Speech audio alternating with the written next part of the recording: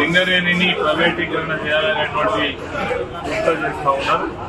ఇప్పటికే కేంద్ర ప్రభుత్వ రంగ సంస్థలన్నింటినీ కూడా ప్రైవేట్ పరం చేస్తున్నటువంటి తరుణంలో కేంద్రంలో ఒక యాక్ట్ తీసుకొచ్చి మైన్స్ అన్ని కూడా ఒకటొకటిగా ప్రైవేటు వ్యక్తులకు అప్పజెప్పాలనేటువంటి ఒక దుర్మార్గమైన ఆలోచన జరుగుతూ ఉన్నది. దానికి అనుగుణంగానే సింగరేణి సంస్థను కూడా అంచెలంచెలుగా ప్రైవేటైజ్ చేయాలనేటువంటి దాంట్లో భాగంగా ఈ మధ్య కాలంలో మరి హైదరాబాద్ కేంద్రంగానే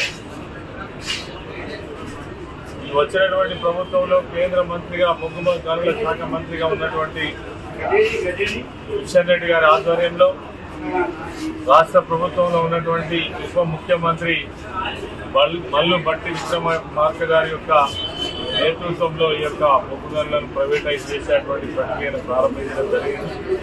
మరి దీన్ని బేషరతుగా ఆపాలని ఈ ప్రాంతం యొక్క అభివృద్ధిని కాంక్షించి అనేక సంవత్సరాలుగా ఒక అనుభవంతో కూడినటువంటి వేల లక్షల కుటుంబాలకు జీవితం ఇచ్చినటువంటి సింగరేణి సంస్థను తప్పకుండా ఆ సంస్థకు సంబంధించిన బొగ్గు బ్లాక్లను వేలం వేయకుండా ఆ సంస్థకి అప్పజెప్పాలని డిమాండ్ చేస్తూ టీఆర్ఎస్ పార్టీ ఆనాడు ప్రభుత్వంలో ఉన్నప్పుడు కావచ్చు, ముఖ్యమంత్రిగా ఉన్నప్పుడు కేసీఆర్ గారు కావచ్చు, మా తెలంగాణ బొగ్గు గని కార్మిక సంఘం పక్షాన కావచ్చు, మరి ఆనాటి నుంచి ఈనాటి వరకు కూడా మేము డిమాండ్ చేస్తూ ఉన్నాం. తిరిగి కేంద్రంలో రాష్ట్రంలో అధికార మార్పిడి జరిగిన తర్వాత మళ్లీ ఆ ప్రక్రియను ప్రారంభించడం జరిగింది. తెలంగాణ బొగ్గు గని కార్మిక సంఘం ఇప్పటికే ఒక పోరాట కార్యక్రమాన్ని నిర్వహిస్తూ ఉంది.